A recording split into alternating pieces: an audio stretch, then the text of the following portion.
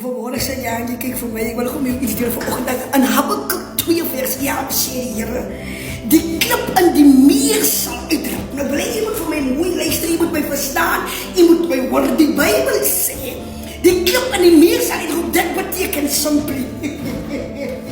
As jy nie wil sê hoe groot ek is nie, as jy nie wil sê wie ek is nie, as jy nie wil sê wat ek kan doen nie, sal die natuur en die klip in die meer sal het sê.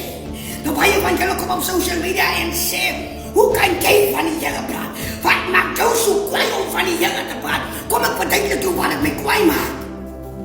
Not my capability, but my availability is the thing that makes me quiet to talk about God.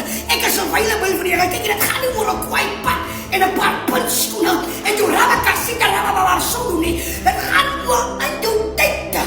Met die Here wat? As jy vir God. Jy kan gevaarlik in tale praat, want jy kan mense kwaai op 'n plek kry, waar jy die wêreld se geld kan gee. Jy kan mense laat omval van 'n wasla wat jy gooi. Jy kan mense maak en doen soos jy wil.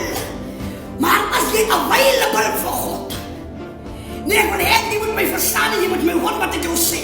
It's not about your capability. Ek wil jy moet my hoor wat ek sê. Nee. It's not about your capability, but it's about your availability for God.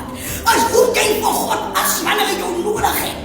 Luister jy wanneer die Here sê links, of sê jy Here ek verkies regs. Luister jy die Here sê vir dinge. Ek sê so, of sê jy Here ek gaan al gevoelens seermaak. Baie van ons roep die Here as profete. Dan sê die Here vir jou, wat jy moet vir iemand sê. Maar omdat jy dink aan gevoelens, ek wil jy moet my hoor.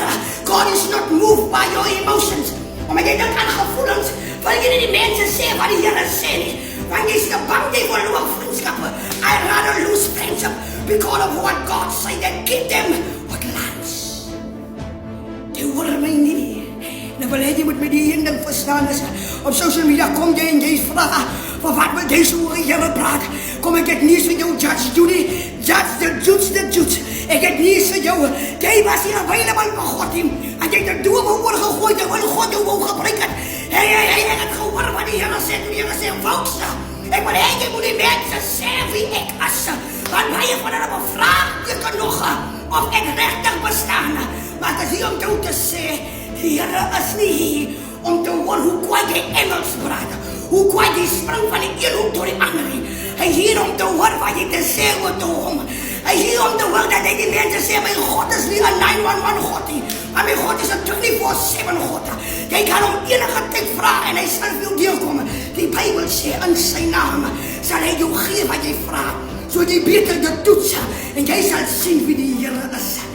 En as iemand jou vra wie is God, dan sal jy kan antwoord en sê ek weet wie die Here is.